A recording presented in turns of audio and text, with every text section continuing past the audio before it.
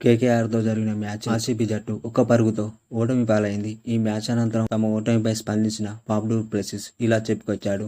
Kohli wicket చాలా క్రేజీగా అనిపించింది. రూల్సే. నేను కోహ్లీ ఆ బంతి నడుము కంటే ఎక్కువ ఎత్తులో వచ్చిందని భావించాం.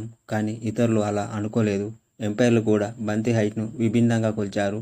ఆరంభంలోనే వికెట్లు కోల్పోయిన తర్వాత రజత్ పటిదార్, విల్ జాక్స్ అద్భుత పార్ట్నర్షిప్ను అందించారు. కానీ సునీల్ నారాయణ్ ఓవర్ మ్యాచ్ మలుపు తిప్పింది. ఈ సీజన్లో కూల్గా ఆడుతూ క్రీజ్లో సెట్ అయ్యే సమయం లభించడం లేదు. ఎక్స్ట్రా బ్యాటర్ అందుబాటులో ఉన్నప్పుడు చేజింగ్ పెద్ద కష్టం కాదు.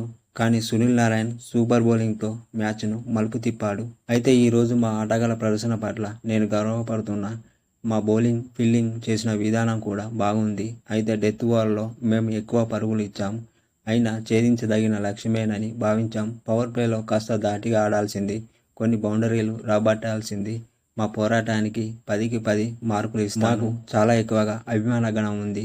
వారిని సంతోషపరిచేందుకు శాయశక్తులా కృషి చేస్తాం.